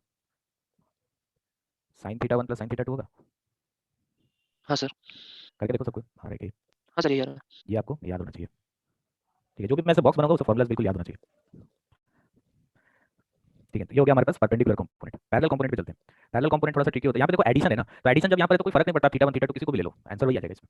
लेकिन पैरेलल वाला में देखो कि एक माइनस साइन आएगा, तो वहाँ पे ये कंफ्यूजन हो जाता है बहुत लोगों को कि किसको थीटा 1 ले किसको थीटा 2 ले, तो इस चीज़ को समझो कि फॉर्मूला को यूज करो मैग्नीट्यूड के लिए, डायरेक्ट थोड़ा दिमाग लगा के निकालो डायरेक्शन आ जाएगा। जी पैरेलल मतलब क्या करना है हमको, dg का sin थीटा वाला कंपोनेंट को इंटीग्रेट करना है। अब सोचो वापस से पूरा सॉल्व नहीं करेंगे, dg का टर्म में यही लिखोगे आप वापस से g lambda dy by r square, फिर से ये सब को रिप्लेस करोगे तो अल्टीमेटली सिर्फ इंटीग्रेशन में cos थीटा की जगह sin थीटा आएगा, बाकी सब कुछ तो सेम रहेगा। हाँ सर। है ना, तो यहाँ पे डायरेक्टली बस g लैम्डा बाय d और इंटीग्रेशन में sin थीटा d थीटा, और लिमिट ये रहेगा माइनस थीटा 2 से लेकर प्लस थीटा 1। तो इसको जरा सॉल्व करके बताओ क्या आता है ये माइनस cos थीटा हो गया ना, तो इसको मैं cos theta 2 minus cos theta 1 ऐसा लिख सकता हूँ, ये आएगा। हाँ सर। ठीक है, तो ये फॉर्मूला बस जी पैरेलल के लिए। तो यहाँ पर देखो कई बार ऐसा हो सकता है कि थीटा 1 थीटा 2 आपको नहीं समझ में आया कि कौन सा, उसका कोई हार्ड एंड फास्ट रूल भी नहीं है, ऐसा कोई रूल नहीं है कि किसी को थीटा 1 लेना है किसी को थीटा 2 लेना है, ऐसा नहीं है, आपका मर्जी, आप किसी को भी थीटा 1 थीटा 2 ले सकते हो। बस फर्क क्या पड़ेगा यहाँ पर, ये सॉल्व होकर पॉजिटिव नेगेटिव हो सकता है। तो यहाँ पर आप सिर्फ मैग्नीट्यूड कैलकुलेट करने के लिए इस फॉर्मूला का यूज करो, और डायरेक्शन आप थोड़ा सा देख सकते हैं यहाँ पे, जिस तरफ मास ज्यादा होगा उस तरफ होगा जी पैरेलल। ठीक है, तो चाहो तो यहाँ पे इसमें लिख सकते हो that G parallel is towards the side having more mass, जिस तरफ मास ज्यादा उस तरफ होगा। अब देखो यहाँ पर ये फॉर्मूला याद सबको होता है, ठीक है, ये फॉर्मूला जितने लोग एग्जाम देते हैं ना सबको ये फॉर्मूला याद होता है, लेकिन सबको ये फॉर्मूला लगा नहीं पाते, क्योंकि सिर्फ ये फॉर्मूला याद करने से काम नहीं चलेगा, इसमें बहुत सारा छोटा छोटा पॉइंट्स है जो आपको समझना पड़ेगा। जैसे पहला चीज जो आपको याद रखना चाहिए कि इस फॉर्मूला में डी क्या है, D is the perpendicular distance of point P from the rod, ये हो गया पहला चीज। दूसरा चीज यहाँ पे समझना है कि थीटा 1 थीटा 2 को कैसे मेजर किया गया। Theta 1 and theta 2 are measured with respect to perpendicular dropped from P to the rod, point P से रॉड पे जो परपेंडिकुलर हमने ड्रॉप किया उस परपेंडिकुलर से हम लोग मेजर करेंगे। अब यहाँ पर देखो इस इक्वेशन को डेराइव करते टाइम क्या मैंने थीटा 1 और थीटा 2 को ऑलरेडी ऑपोजिट सेंस में ले रखा है। हाँ सर। है ना, बट क्या जरूरी है थीटा 1 थीटा 2 ऑपोजिट सेंस में रहे हमेशा, जैसे ये एग्जांपल में रॉड यहाँ पर यहाँ पर पॉइंट P है, क्या इस केस में थीटा 1 थीटा 2 सेम सेंस में आ जाएगा, है ना, दोनों सेम सेंस में आ जाएगा। तब हम यहाँ पे क्या करेंगे, जो फॉर्मूला हमने डेराइव कर रखा है इस फॉर्मूले में theta 1 and theta 2 are in opposite sense, so if theta 1 and theta 2 are in opposite sense they are considered as positive, as positive. इस लाइन में देखो इसमें कंफ्यूज नहीं होना, पॉजिटिव मतलब कि यहाँ पर फॉर्मूला में जब आप पुट करोगे थीटा 1 थीटा 2 को तो दोनों को पॉजिटिव पुट करना है। आप ऑलरेडी थीटा 2 को माइनस थीटा 2 ले चुके हो, तो ऐसा नहीं कि फॉर्मूले में अगर थीटा 2 45 डिग्री दिया हुआ है तो इस फॉर्मूला में माइनस 45 पुट कर दोगे, ऐसा नहीं करना है, आप ऑलरेडी तो माइनस ले चुके हो ना उसको इंटीग्रेट करते टाइम, समझ में आ रही बात। हाँ सर। तो वापस से यहाँ पे माइनस पुट नहीं करना है, तो अगर थीटा 1 थीटा 2 दोनों सेम सेंस ऑपोजिट सेंस में होगा तब उसको हम लोग पॉजिटिव लेंगे, and if they are in same sense then one is positive other is negative. किसी एक को आपको पॉजिटिव लेना है और दूसरे को नेगेटिव लेना है। अब इस पे कोई हार्ड एंड फास्ट रूल नहीं है किसको पॉजिटिव लेना है किसको नेगेटिव लेना है, आपका मर्जी है किसी को भी ले सकते हो। तो इसलिए मैं बोल रहा हूँ कि आप अगर थीटा 1 थीटा 2 में फंस जाओगे कि किसको पॉजिटिव ले किसको नेगेटिव ले, ये फॉर्मूला में नेगेटिव आ गया पॉजिटिव आ गया तो ये आपको बहुत कंफ्यूजन लगेगा ये सब चीज। इसलिए हमेशा कोशिश ये करो कि ये फॉर्मूला को यूज करो सिर्फ मैग्नीट्यूड निकालने के लिए, और डायरेक्शन थोड़ा सा सोच के निकालो। परपेंडिकुलर वाला कंपोनेंट तो हमेशा टुवर्ड्स द रॉड होगा, पैरेलल वाला के लिए जिस तरफ मास ज्यादा है उस तरफ होगा पैरेलल वाला कंपोनेंट। तो थीटा 1 थीटा 2 को आप पॉजिटिव ले रहे हो नेगेटिव ले रहे हो, किसको पॉजिटिव ले रहे हो किसको नेगेटिव ले रहे हो वो मैटर नहीं करेगा। मान लो सॉल्व करके जी पैरेलल नेगेटिव आ गया तो आप सिर्फ उसका मैग्नीट्यूड यूज करो, डायरेक्शन तो आप निकाल सकते हो अलग से, समझ में आ रही है चीज। हाँ सर। ठीक है, तो ये फॉर्मूला को यूज करना देखते हैं, एक तो क्वेश्चन आपको क्लियर होगा कैसे फॉर्मूला को यूज करना है। फॉर्मूला को सिर्फ मैग्नीट्यूड के लिए यूज करो, डायरेक्शन के लिए नहीं करो कभी। हो गया यहाँ तक? हाँ सर। देखो कुछ डिफरेंट टाइप का कॉम्बिनेशन करते हैं यहाँ पे, जितना भी combination specially part A B और सी, आपको डायरेक्ट रिजल्ट याद होना चाहिए, इसका डायरेक्ट यूज होगा आगे। अगर मान लो इनफाइनाइट वायर है, ठीक है, इनफाइनाइट वायर लेंथ इसका इनफाइनाइट है, तो एक पॉइंट पी पर हमको निकालना है कि नेट फील्ड क्या होगा। तो परपेंडिकुलर डिस्टेंस यहाँ पर डी है। अब तो यहाँ पर अगर थीटा 1 थीटा 2 कैसे मेजर कर रहे थे हम लोग, इस परपेंडिकुलर लाइन से मेजर कर रहे थे, लेकिन अगर इनफाइनाइट लेंथ का वायर्स है तो क्या जो एंगल्स होगा थीटा 1 और थीटा 2 ऑलमोस्ट 90 डिग्री की तरफ टेंड करेगा। अगर एंड्स को ऐसे जॉइन करोगे, दोनों वायर्स के एंड्स को जॉइन करोगे तो एक एंगल ये होगा थीटा 1, एक एंगल ये होगा थीटा 2, दोनों ऑपोजिट सेंस में तो दोनों पॉजिटिव होगा, लेकिन क्या वो अप्रोक्सीमेटली 90 डिग्री की तरफ टेंड करेगा, हाँ सर। है ना। तो अगर 90 डिग्री की तरफ टेंड कर रहा है और दोनों पॉजिटिव है तो क्या डेफिनेटली हम बोल सकते हैं जी पैरेलल वाला कंपोनेंट 0 हो गया। फॉर्मूला देखो यहाँ पे दोनों कैंसिल आउट हो गया ना। हाँ सर। जी परपेंडिकुलर वाला कंपोनेंट क्या होगा, ऐड हो गया ये दोनों, तो sin 90 is 1 sin 90 is again 1, तो इसका मतलब जी परपेंडिकुलर वाला कंपोनेंट कितना हो जाएगा 2g lambda by D 2g lambda by d. याद रहना चाहिए, ये डायरेक्टली इसको यूज करेंगे, बहुत ज्यादा इंपॉर्टेंट है ये। तो टुवर्ड्स द रॉड आएगा, ठीक है, टुवर्ड्स द रॉड आएगा G net gravitational field at point P, और उसका डायरेक्शन है हमारे पास मैग्नीट्यूड हो गया 2g लैम्डा बाई डी। क्या ये यूनिफॉर्म फील्ड है? नहीं है सर। यूनिफॉर्म नहीं है यहाँ पे। देखो अगर आप नेट फील्ड बनाओगे किसी भी पॉइंट पे तो किस तरीके से यहाँ पर हम बनाएंगे नेट फील्ड। अगर आप डी डिस्टेंस भी देखो, लेकिन क्या यहाँ पे बहुत सारा पॉइंट्स है डी डिस्टेंस पे, पूरा सर्कल पे लाई करेगा ना ये सारे पॉइंट्स जो डी डिस्टेंस पे, समझ में आ रही है पॉइंट यहाँ पे। तो 3D में आप उसको सोचने का कोशिश करो कि आपको मैं बोलूँ कि पॉइंट बताओ which is at a perpendicular distance D, तो कैसा इनफाइनाइट नंबर ऑफ पॉइंट्स होगा, ये जितना पॉइंट्स यहाँ पे आपको दिख रहा है सभी तो डी डिस्टेंस पे है, नहीं होगा क्या, जितना पॉइंट है सब डी डिस्टेंस है ना। ठीक है, इसका मतलब यहाँ पे हर एक पॉइंट पे अगर मैं फील्ड का वैल्यू लिखूंगा तो क्या वो ऐसे टुवर्ड्स द वायर आएगा, ऐसे आएगा टुवर्ड्स द वायर। हाँ हाँ सर। सर। ये सब परपेंडिकुलर है आपस में, इस चीज को रियलाइज करने की कोशिश करो, ये सब आपस में परपेंडिकुलर है, ये हो रहा है ना। तो फील्ड यहाँ पे यूनिफॉर्म है क्या, क्योंकि यूनिफॉर्म मतलब क्या होता है कि हर एक पॉइंट पे सेम डायरेक्शन में सेम मैग्नीट्यूड का होना चाहिए। तो यहाँ पे ऑल्दो कि हर एक डिस्टेंस डी है तो मैग्नीट्यूड तो सेम आएगा, लेकिन डायरेक्शन क्या सेम आएगा, नहीं सर। नहीं नहीं सर। आएगा। तो यहाँ पे फील्ड का इसको समझो कि कैसे फील्ड बनाया गया है यहाँ पे। अगेन यहाँ पर आपको सेट ऑफ पॉइंट्स लोगे तो यहाँ पर भी हर जगह आपको फील्ड टुवर्ड्स दिस रॉड दिखाई देगा, ऐसे एक ही पॉइंट की तरफ पॉइंट करता हुआ मिलेगा ऐसे, ठीक है। फील्ड में ऑल्दो एक सिमेट्री है, आप यहाँ पे ध्यान से देखो, फील्ड में एक सिमेट्री है यहाँ पे, है ना, एक सिमेट्री दिख रहा है, फील्ड में है सिमेट्री। हाँ सर। प्लेन से मतलब मतलब आप एक प्लेन ऐसा कट करोगे यहाँ पे परपेंडिकुलर टू द स्क्रीन तो उसमें फील्ड ऐसे it will point towards a particular given point. Circle पे जितना पॉइंट्स लोगे सब पे फील्ड एक उसके सेंटर की तरफ ही पॉइंट करेगा। सेंटर कहाँ पे लाई करेगा, इस इनफाइनाइट वायर पे, क्लियर है ये चीज। हाँ सर। तो ये इंपॉर्टेंट है, ये याद रहना चाहिए हमको नेट फील्ड का वैल्यू यहाँ पर। उसके बाद देखो कि अगर इनफाइनाइट वायर नहीं है लेकिन परपेंडिकुलर बाइसेक्टर है, ठीक है, क्या यहाँ पर भी बोल सकते हैं अगर परपेंडिकुलर बाइसेक्टर है तो डेफिनेटली यहाँ पे तो इसके एंड्स को अगर पॉइंट पी के साथ ज्वाइन कर दो तो ये दोनों एंगल सेम वैल्यू होगा। हाँ सर। ये दोनों एंगल सेम वैल्यू होगा, लेकिन क्या ऑपोजिट सेंस में एंगल्स तो क्या दोनों पॉजिटिव कंसीडर किया जाएगा, पैरेलल या फिर जीरो। है ना? तो दोनों का वैल्यू सेम हो गया, तो अगेन जी पैरेलल वाला कंपोनेंट 0 हो गया और जी परपेंडिकुलर वाला कंपोनेंट कितना हो जाएगा हमारे पास, G lambda by D into sine theta 1 plus sine theta 2 था, तो क्या ये 2 साइन थीटा हो गया। हाँ सर। ठीक है, इसको याद नहीं भी रखो तो कोई दिक्कत नहीं, फॉर्मूला जस्ट यूज कर सकते हैं यहाँ पे। तो जी पैरेलल 0 क्यों हो रहा है, डायरेक्टली जस्टिफाई कर सकते हो, जितना मास यहाँ ऊपर है उतना ही मास नीचे है, तो पैरेलल वाला कंपोनेंट कैंसिल हो जाएगा। तो आपको डायमेंशंस वगैरह दे देगा तो आप साइन थीटा का वैल्यू लिख सकते हो। ठीक है, हो गया यहाँ तक। तो नेट फील्ड यहाँ पे सिर्फ हमको मिल जाएगा टुवर्ड्स द रॉड, है ना, इस डायरेक्शन में टुवर्ड्स द रॉड इधर आ जाएगा नेट फील्ड। हो गया यहाँ तक, ये समझ में आया क्या? हाँ सर। तो सेमी इनफाइनाइट वायर पे आते हैं, मतलब एक तरफ इन्फिनिटी की तरफ जा रहा है वायर और दूसरा एंड यहाँ पर बस खत्म हो गया। तो यहाँ पैरेलल जी परपेंडिकुलर इक्वल होगा। कहाँ पे? अच्छा सी सर पॉइंट। इसी के पहले एंगल्स बताओ यहाँ पे, एंगल्स क्या होगा? 0 90 Zero एक नहीं। हाँ। जैसे एक एंगल तो एक एंड को ज्वाइन करोगे जो इन्फिनिटी पे जा रहा है, उस एंड को अगर ज्वाइन करोगे तो वो एंगल तो 90 डिग्री की तरफ टेंड करेगा। मान लो उसको मैं थीटा 1 बोल देता हूँ तो वो 90 डिग्री की तरफ टेंड कर जाएगा। और थीटा 2 एंगल तो यही एंगल, यही वाला लाइन हो जाएगा ना पीएम, ये परपेंडिकुलर लाइन को ही अगर आप इसी का लाइन को इसी के साथ एंगल निकाल रहे हो तो वो तो 0 जाएगा। समझ में आ रही एंगल्स? हाँ सर। ठीक है, अब फील्ड का डायरेक्शन यहाँ पे कैसे बनेगा? परपेंडिकुलर वाला कंपोनेंट तो हमेशा टुवर्ड्स द वायर आता है और पैरेलल वाला कंपोनेंट यहाँ पे किस तरफ होगा, लेफ्ट की तरफ या राइट की तरफ? लेफ्ट। लेफ्ट होगा, राइट में तो कोई मास ही नहीं है यहाँ पे, है ना, तो इस तरफ होगा। तो इसका वैल्यू क्या लिख सकते हैं, G perpendicular and G parallel. G perpendicular बताओ कितना हो जाएगा, G lambda by D sine theta 1 plus sine theta 2, मतलब सिर्फ जी लैम्डा बाई डी बचेगा क्या? ठीक है, और जी पैरेलल कितना हो जाएगा?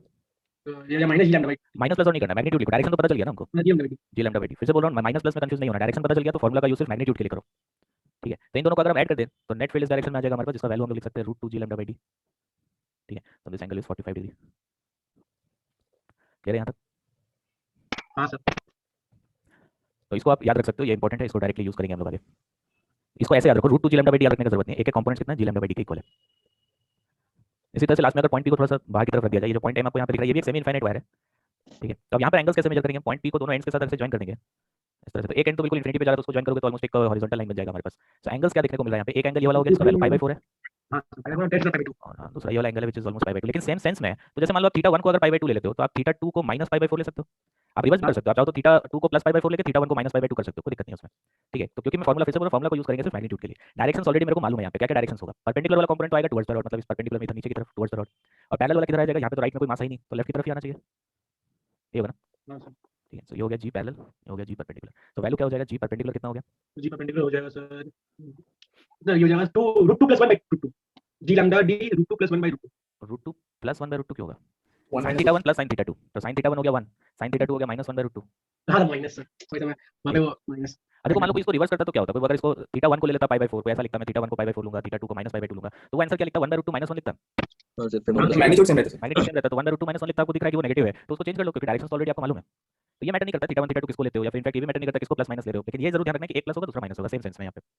जी पैरेलल वाला कंपोनेंट कितना हो जाएगा, हाँ तो से lambda by root 2 1 by root 2, क्योंकि cos का टर्म है तो cos में तो cos ऑफ माइनस थीटा तो cos थीटा ही होता है, उससे तो फर्क पड़ेगा नहीं, तो cos 90 तो एक टर्म तो हो गया 0 और दूसरा टर्म हो जाएगा 1 बाई रूट 2, तो मैं सिर्फ मैग्नीट्यूड लिखूंगा, माइनस नहीं लिखूंगा यहाँ पे। समझ में आ रही बात, समझ में आई वायर का कैसे फॉर्मूला को यूज करना है। तो एक और करते हैं, ये हो गया यहाँ तक। हाँ सर। देखो थोड़ा मिक्स करते हैं चीज़ों को और फिर से जाएंगे वायर पे। तो एक आर्क की वजह से कैलकुलेट करते हैं कि कितना फील्ड होगा एट इट्स ज्योमेट्रिकल सेंटर। ठीक है, so due to an arc of uniform mass distribution at its centre,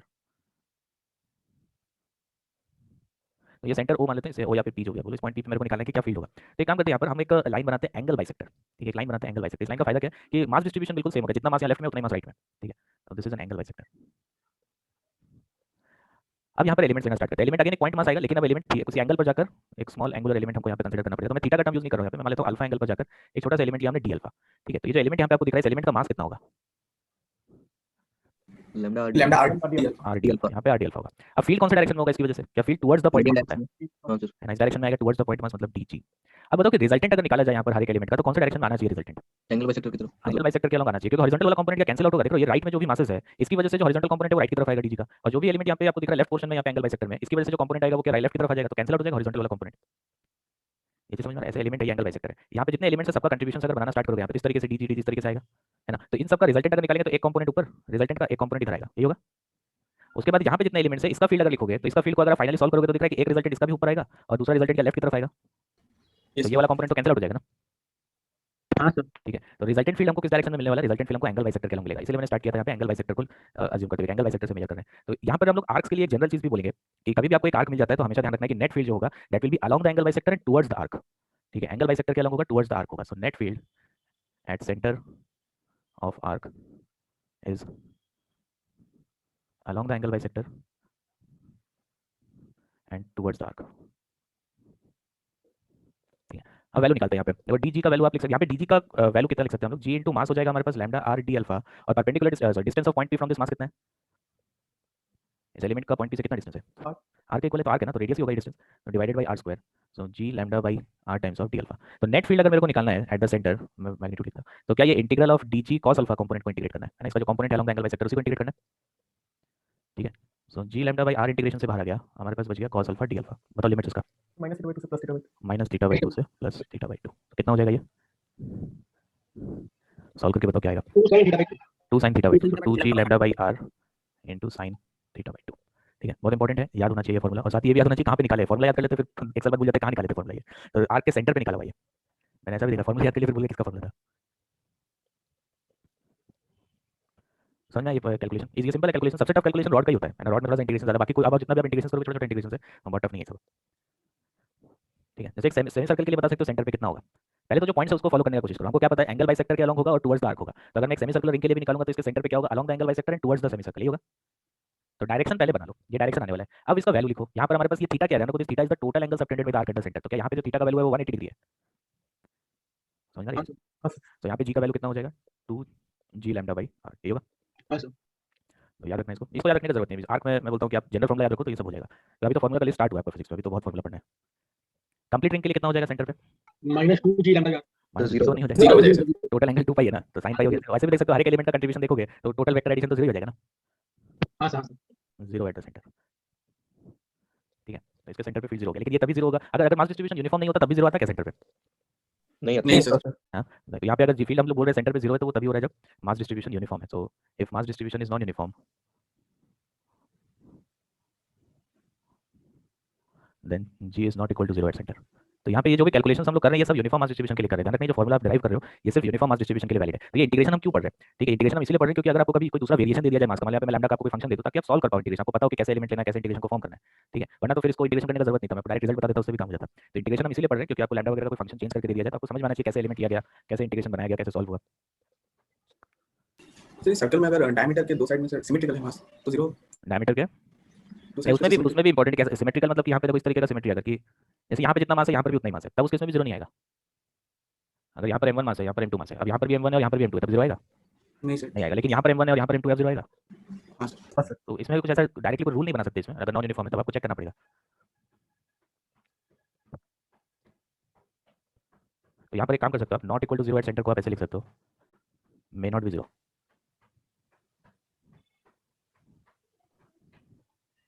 ठीक है, कह रहे हैं यहाँ तक। हाँ सर।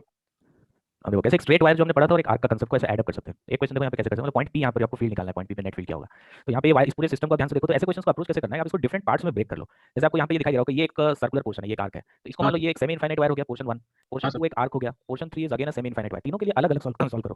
ठीक है, एक एक पोर्शन को ब्रेक करके सॉल्व करना है।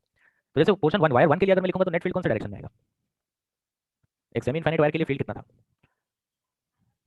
तो g lambda by d।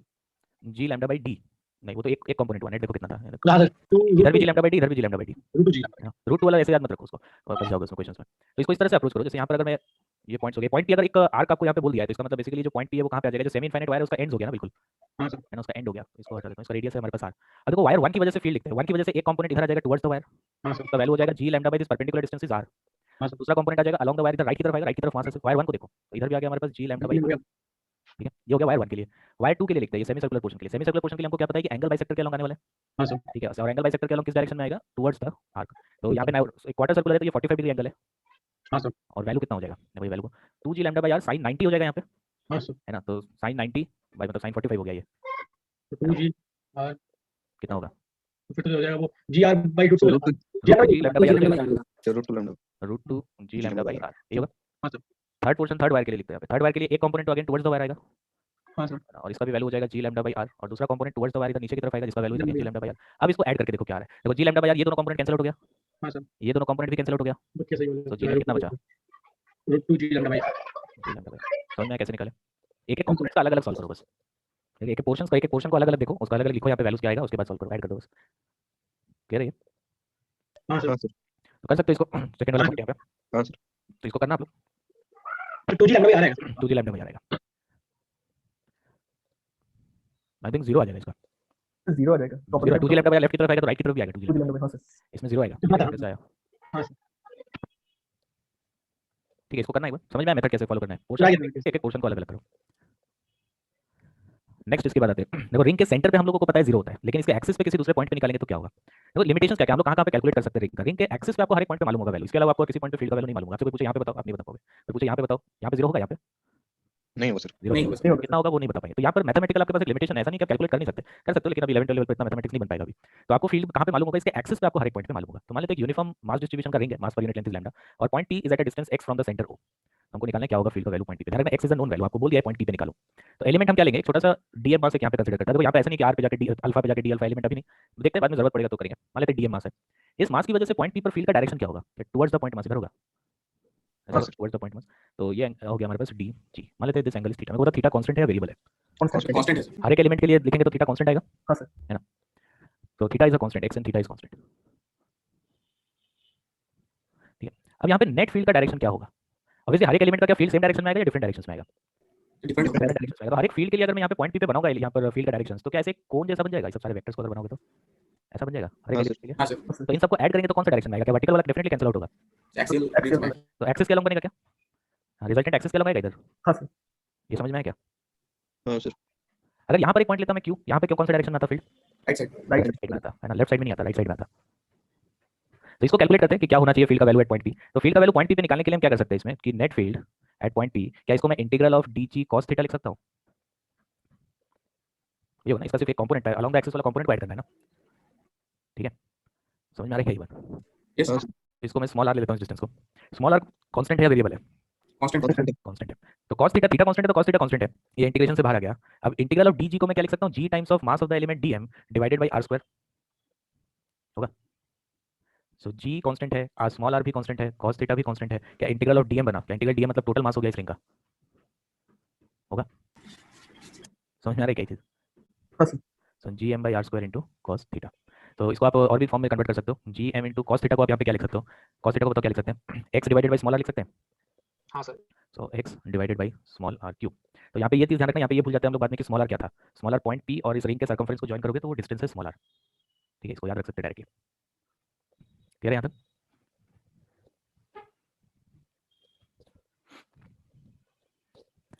तो यहाँ से देख सकते हो देखो एक्स का वैल्यू 0 पुट कर दूंगा तो फील्ड का वैल्यू 0 हो गया। मतलब कि सेंटर पे अगर निकालना रहेगा तो फील्ड 0 आना चाहिए था। ठीक है तो सेंटर पे फील्ड 0 हो गया। बताओ एक्स का वैल्यू इन्फिनिटी ले जाएगा बहुत दूर ले जाए पॉइंट P को तो कितना हो जाएगा फिर फील्ड जीरो 0। यहाँ पे ऐसा नहीं एक्स इन्फिनिटी हो गया तो इन्फिनिट हो गया। स्मॉल आर में भी एक्स का टर्म है।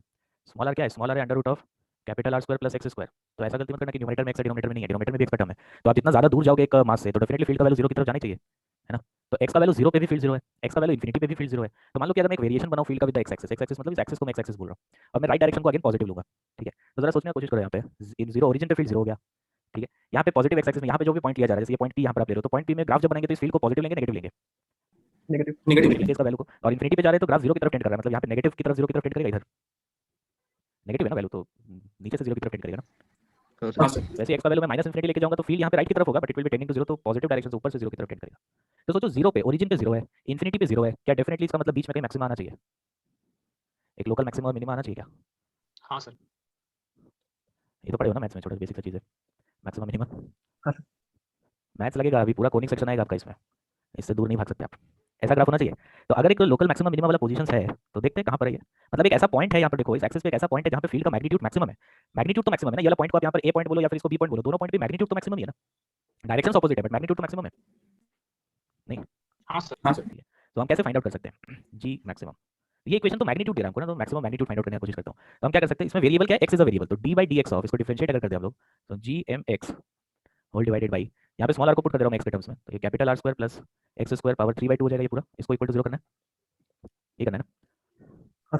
हाँ सर सो जी और कैपिटल एम तो कांस्टेंट है वो तो 0 हो गया तो इसको डिफरेंशिएट करते हैं। पहले न्यूमरेटर को डिफरेंशिएट करोगे तो वो हो गया 1 और डिनोमिनेटर को एज इट इज रख देते हैं r square plus x square power 3/2 minus numerator को एज इट इज रहने दो डिनोमिनेटर को डिफरेंशिएट करो so 3/2 times of r square plus x square power 3/2 minus 1 मतलब हाफ हो जाएगा ये। ठीक है अभी खत्म नहीं हुआ डिफरेंशिएशन फिर एक्स स्क्वायर को डिफरेंशिएट करेंगे तो और एक 2x आएगा डिफरेंशिएशन तो बनता है ना सब। और divided by whole divided by इसका स्क्वायर करने की जरूरत नहीं हो तो 0 के साथ मल्टीप्लाई होगा तो 0 हो गया। ठीक है हाँ सर सो यहाँ से देखो कि r square plus x square power half, उसको आप कॉमन निकाल सकते हो बाहर। R square plus x square power half, हमारे पास क्या बच गया, हमारे पास हो गया r square plus x square, यहाँ पे बचा, और यहाँ पे क्या बन गया हमारे पास माइनस ऑफ 3x स्क्वायर, ये बना। ठीक है, तो ये फर्स्ट टर्म तो कभी जीरो होगा नहीं, तो ये सेकंड टर्म को अगर हम जीरो करें, this term can be equated to zero. तो यहाँ से हमारे पास x का वैल्यू देखो तो क्या आ रहा है, plus minus r by root 2 आता है। हाँ सर। ठीक है, तो ये दोनों पॉइंट्स पे ही g का वैल्यू मैक्सिमम है, मैग्नीट्यूड वाइज दोनों मैक्सिमम है। तो ये कंफ्यूजन ये रहता है कि पॉइंट बी पे हम बोल देते हैं मिनिमम है फील्ड, पॉइंट बी पर मिनिमम नहीं है फील्ड। ये ग्राफ यहाँ पर बनाया गया टेकिंग द डायरेक्शंस।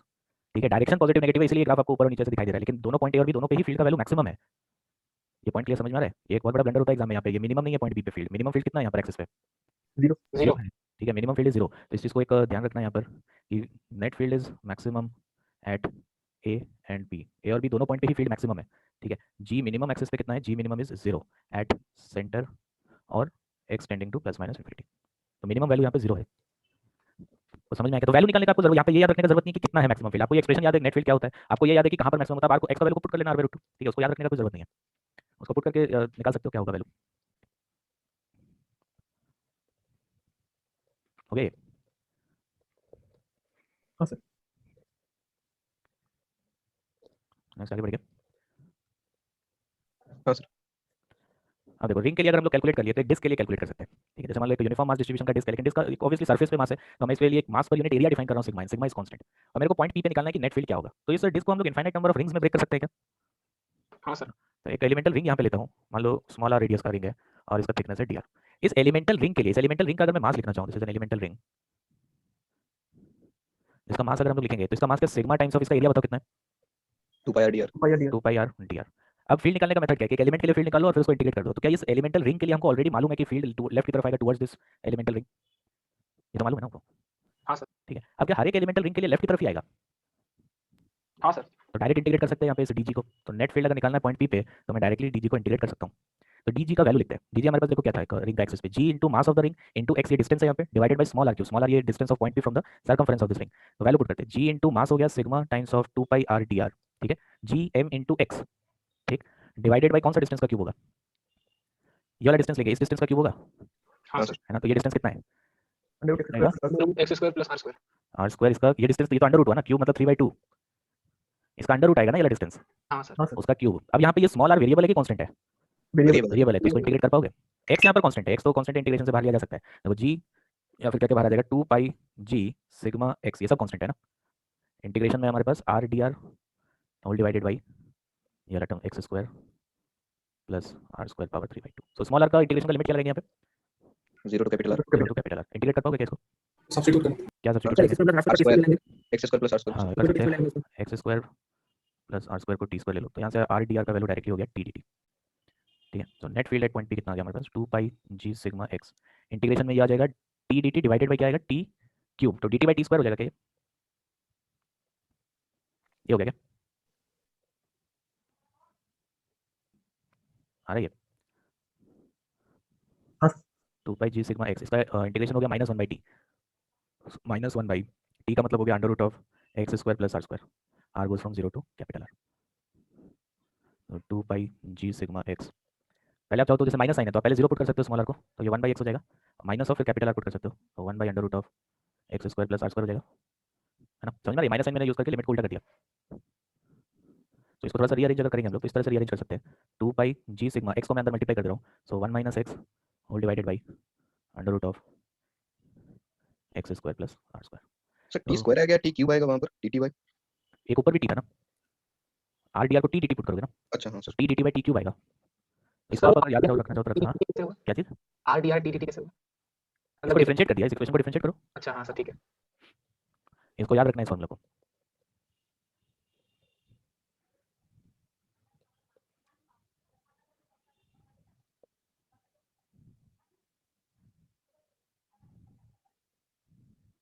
ओके, समझ में इंटीग्रेशन लगेगा, इंटीग्रेशन इस चैप्टर में करना पड़ेगा, इसका कोई और अल्टरनेटिव नहीं है।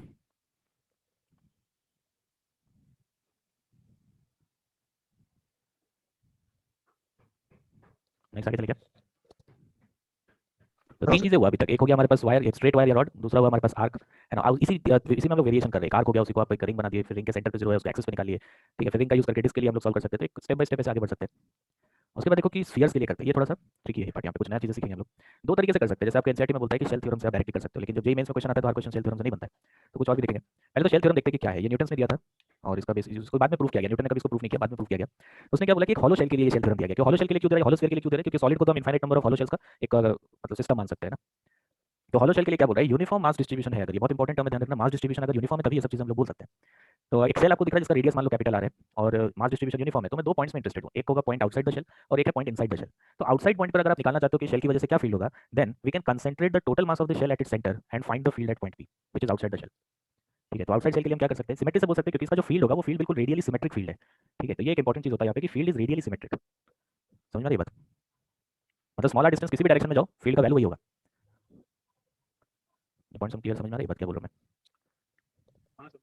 ठीक है, तो एक रेडियली सिमेट्रिक फील्ड है यहाँ पे, क्या यूनिफॉर्म फील्ड है क्या, नहीं है सर। नहीं सर। यूनिफॉर्म नहीं है। तो अगर एक यूनिफॉर्म मास डिस्ट्रीब्यूशन है हमारे पास, तो आउटसाइड किसी पॉइंट पे फील्ड निकालने क्या कर सकते हैं कि इस पूरे शेल के मास को हम इसके सेंटर पे कंसंट्रेट कर सकते हैं। ठीक है, तो एक पार्टिकल बन गया ये, फिर इस पार्टिकल के लिए जैसे फील्ड आप लिखते हो उसी तरीके से पॉइंट पी पे फील्ड हो जाएगा, मतलब एक पूरे मास को सेंटर पे कंसंट्रेट कर दिया तो कैपिटल मास का एक पार्टिकल हो गया, और शेल के बाहर अगर मेरे को फील्ड लिखना है तो बाहर आर डिस्टेंस पे फील्ड हम इस पॉइंट मास के लिए लिख सकते हैं gm/r² टुवर्ड्स दिस पॉइंट मास होता है, तो यहाँ पे हो जाएगा towards the centre of the shell. ठीक है, और नेक्स्ट थ्योरम ये दिया गया कि field at any point inside the shell is 0। ठीक है, इसके अंदर किसी भी पॉइंट पे फील्ड 0 होगा।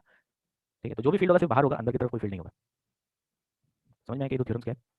हाँ सर। तो इसमें ये कंफ्यूजन नहीं हो कि कंसंट्रेट कर दिया तब तो अंदर भी आएगा, कंसंट्रेट आप तभी कर सकते हो जब बाहर वाला पॉइंट्स देख रहे हो, अंदर वाले पॉइंट्स पे अगर फील्ड देखना है तो आप कंसंट्रेट नहीं कर सकते। ठीक है, तो देखो किस तरह से वेरिएशन हो रहा है हॉलो स्फीयर के लिए, जिसका टोटल मास है कैपिटल है, यूनिफॉर्मली मास डिस्ट्रीब्यूटेड है, तो अंदर यहाँ पर हर एक पॉइंट पे 0 है फील्ड। तो मैं यहाँ पर अगर वेरिएशन एक्स एक्सिस के साथ बनाने की कोशिश कर रहा हूँ फील्ड का डायरेक्शन, आप अगेन किसको पॉजिटिव लेना चाहते हो किसको नेगेटिव लेना चाहते हो, डायरेक्शन वो आप पे डिपेंड करता है। तो आप चाहो तो चलो हम जैसे कन्वेंशन अभी तक यूज कर रहे हैं वही ले सकते हैं। ठीक है, या फिर सिर्फ एक डायरेक्शन में प्लॉट करो, मैग्नीट्यूड प्लॉट करो, तो ये सब चीज आपको समझ में आना चाहिए, कंफ्यूजन नहीं होना चाहिए सब चीज में, डायरेक्शंस बोल रहा है, मैग्नीट्यूड बोल रहा है, क्या चीज बोल रहा है क्वेश्चन में प्लॉट करने। जैसे मान लो अगर मैं मैग्नीट्यूड प्लॉट करता हूँ तो कैसे ग्राफ बनेगा, अंदर में तो क्या 0 होगा फील्ड, है ना? हाँ सर। तो यहाँ पे तो 0 होगा ग्राफ, मतलब ये एक्स एक्सिस पे ही होगा ग्राफ, तो 0 है फील्ड। बाहर में फील्ड कितना होगा, बाहर में फील्ड लिखने के लिए हम डायरेक्टली इसको कंसंट्रेट कर सकते हैं सेंटर पे, तो अगर मैं यहाँ किसी पॉइंट पे लिखना चाहूंगा field which is eight distance x, तो यहाँ पे फील्ड का वैल्यू हमारे पास हो जाएगा g कैपिटल M/x²। तो बिल्कुल यहाँ पे close to the surface, surface के जस्ट बाहर में क्या होगा फील्ड, मतलब कि इस r से थोड़ा सा बाहर जाओगे, शेल से थोड़ा सा बाहर गए तो फील्ड का वैल्यू क्या gm/r² हो जाएगा। हाँ सर। ठीक है, और उसके बाद फिर 1/x² का फंक्शन है, तो इस तरीके से ग्राफ बनेगा, ऐसा बनेगा, और इन्फिनिटी की तरफ जाते जाते 0 हो जाएगा फील्ड। समझ में आ रहा है, तो अंदर फील्ड 0 है, बाहर में field is directly proportional to 1/x²। ये देखें यहाँ तक, अब यही हो सकता है कुछ बुक्स में आपको ये ग्राफ इस तरीके का मिल जाए ऐसा, तो उसका क्या मतलब है, ये दोनों डिफरेंट चीज़ है या सेम चीज़ है, सेम चीज है सर, डायरेक्शन। डायरेक्शंस को उसने कुछ और डायरेक्शन को पॉजिटिव अज्यूम कर रखा है। ठीक है, तो उससे कोई फर्क नहीं पड़ता, नेचर ग्राफ का देखो कैसे नेचर बनाया जा रहा है। तो ये शेल थ्योरम समझ में आया क्या, कंसंट्रेट कब करना है, दो कंडीशन है, यूनिफॉर्म मास डिस्ट्रीब्यूशन होना चाहिए और ऑब्जर्वेशन पॉइंट शेल के बाहर होना चाहिए। शेल के अंदर अगर किसी पॉइंट पे देखना है तो नेट फील्ड 0 होगा given that the mass distribution is uniform. हो गया ये।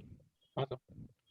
अरे भाई इसका प्रूफ, एक प्रूफ आपके पैकेज में दिया, आप लोग देख सकते हो, इंटीग्रेट कर रखा है, वो सब नहीं करेंगे हम लोग को, कोई काम नहीं आएगा। इनफैक्ट एक नया चीज देखते हैं, Gauss law for gravitation, actually में ये इलेक्ट्रोस्टैटिक्स में होता है लेकिन इसको मॉडिफाई किया गया ग्रेविटेशन के लिए ना, बहुत काम आता है ये जब आप स्फीयर्स के लिए सॉल्व करते हो या फिर ऐसा ऑब्जेक्ट्स लेते हो जिसमें जिसका फील्ड में कुछ सिमेट्री है। जैसे अभी तक आपने जितना भी फील्ड कैलकुलेशन किया मेरे को बता सकते हो ऐसा कौन कौन सा एग्जांपल है जहां पे फील्ड में सिमेट्री है, इनफाइनाइट वायर। इनफाइनाइट वायर में फील्ड में सिमेट्री है, और फाइनाइट वायर में होगा, फाइनाइट वायर में बाइसेक्टर में होगा। नहीं, बाइसेक्टर में। सिमेट्री सिर्फ एक पॉइंट पे नहीं होता ना, सिमेट्री पूरे सिस्टम के लिए दिखना है। नहीं तो नहीं होगा। रिंग के लिए होगा सिमेट्री, हाँ होगा। हाँ सर। नहीं होगा रिंग के लिए सिमेट्री ना, रिंग के लिए तो आपको पता ही नहीं है फील्ड हर पॉइंट पे, आपको सिर्फ एक्सिस पे मालूम है, यहाँ मालूम है नहीं नहीं है सर। ना, तो आपको तो हर पॉइंट पे मालूम ही नहीं है, तो यहाँ पे सिमेट्री नहीं है फील्ड में। रिंग के लिए, आर्क्स के लिए, फाइनाइट वायर्स के लिए, सेमी इनफाइनाइट वायर के लिए कोई सिमेट्री नहीं है फील्ड में। सिमेट्री यहाँ पर दो कंडीशन में यूजुअली सिमेट्री आता है, एक होता है जब चीजें इनफाइनाइट डायमेंशंस का होता है, जैसे कि एक वायर इनफाइनाइट लेंथ का है, स्फीयर्स में सिमेट्री होता है given that mass distribution is uniform.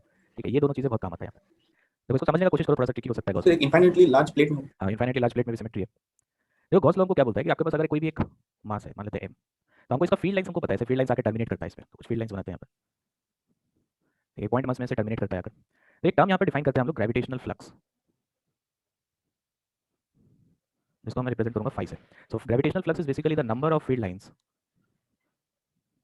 Crossing a given surface, किसी भी एक सरफेस को कितना फील्ड लाइंस क्रॉस करता है उसको हम लोग बोलते हैं ग्रेविटेशनल फ्लक्स। ठीक है, फ्लक्स का एक जनरल सा कंसेप्ट है फ्लक्स, जो आपको बताता है कि number of field lines crossing a given surface, लेकिन फील्ड लाइंस खुद में तो एक हाइपोथेटिकल कंसेप्ट था, क्या फील्ड ऐसे लाइंस के फॉर्म में होता है क्या, नहीं सर। ऐसा नहीं होता है। तो हम लोग ऐसे, अगर ये एक्चुअली में लाइंस होता तो ये बहुत ईजी है ना, सरफेस में ऐसे काउंट कर लो कितना लाइंस है वही हो जाएगा फ्लक्स, बट ऐसा तो लाइंस है नहीं, तो इसका डेफिनेशन और इसका मैथमेटिकल इंटरप्रिटेशन में बहुत डिफरेंस है। ये हम लोग स्टेटमेंट ऐसे बोल देते हैं number of field lines crossing a given surface, but कैसे लिखा जाए इसको, तो इसको कैसे लिखा जाता है, it is given as integral of g vector dot ds vector. तो समझो ये क्या है, जैसे मान लो कि कोई भी एक सरफेस है अगर आपके पास, जैसे कि यहाँ पर एक सरफेस मैंने कंसीडर किया, ठीक है, एक छोटा सा सरफेस है, तो इस सरफेस का एक एरिया है ds, ठीक है, दिस इज ds।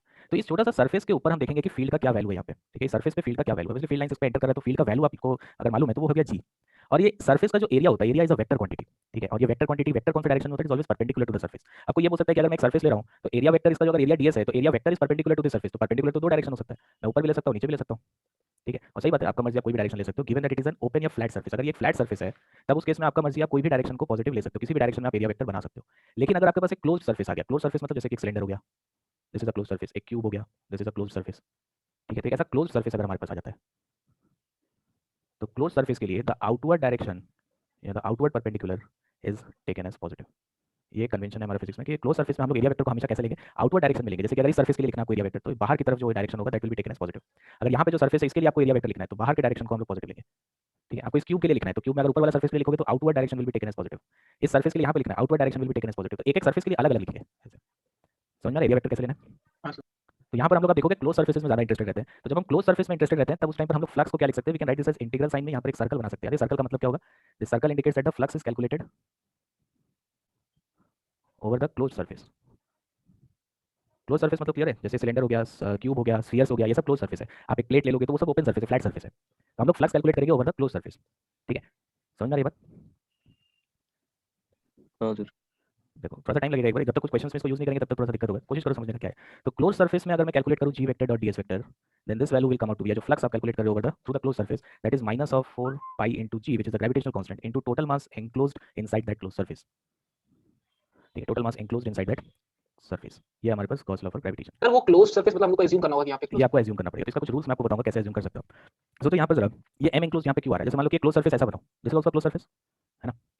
अब सोचो यहाँ पर क्या इस अगर एक पॉइंट मास इस सर्फेस के बाहर है तो क्या जितना फील्ड लाइन से सर्फेस को एंटर कर रहा है क्या उतना ही बाहर भी आ जा रहा है। देखो तो जरा, जितना फील्ड लाइन से एंटर किया क्या उतना बाहर भी आ गया, हाँ हाँ सर। सर। जितना यहाँ नीचे से एंटर कर रहा है सब बाहर आ गया। तो इसका मतलब अगर ये क्लोज सर्फेस के अंदर कोई भी पॉइंट मास नहीं है, कोई भी मास इस सर्फेस के अंदर नहीं है तो क्या फ्लक्स जीरो हो जाएगा, हाँ सर। हाँ सर। है ना। तो अगर क्लोज सर्फेस के अंदर कोई भी मास नहीं है तब उस केस में फ्लक्स जीरो आ जाता है। इसलिए यहाँ पर आप जब देख रहे हो तो मास एनक्लोज का टर्म है, इस सर्फेस के अंदर अगर मास होगा तभी आपको फ्लक्स मिलेगा थ्रू दैट सर्फेस। अगर इसके बाहर जो भी मासेस है उसका कोई कंट्रीब्यूशन नहीं आएगा फ्लक्स में। समझ में आ रहा है क्यों एनक्लोज मास में इंटरेस्टेड हम, क्योंकि जो भी मास बाहर हो जाएगा सर्फेस के उस मास का कोई भी कंट्रीब्यूशन फ्लक्स में नहीं आएगा। ठीक है, बोलो बोलो, हाँ ना बोलो, समझ में आ रहा है नहीं आ रहा हाँ सर। हाँ सर। ठीक है। अब यहाँ पर जैसे किसी पॉइंट पर अगर मेरे को कैलकुलेट करना है फ्लक्स तो देखो इसको कैसे यूज करेंगे हम लोग, ध्यान से समझो। अगर एक पॉइंट मास है मेरे पास, हमको पॉइंट मास की वजह से कैलकुलेट करना, late us say this mass है, मेरे को निकालना है पॉइंट पी पे क्या फील्ड होगा। ठीक है, let us say this point field point p at distance x, हमको वैल्यू तो मालूम है जी एम बाई एक्स स्क्वायर होता है, इसको गॉस लॉ से कैलकुलेट करने की कोशिश करते हैं। अब सोचो कि जब आप गॉस लॉ लगाते हो तो सबसे पहला चीज जो आपको मालूम होना चाहिए वो क्या होगा कि फील्ड कैसा है। तो पॉइंट मास के लिए सिमेट्री का यूज करके मेरे को पता है कि फील्ड ऐसे स्फेरिकली सिमेट्रिक फील्ड है ना, ऐसे स्फेरिकली सिमेट्रिक फील्ड होता है क्या।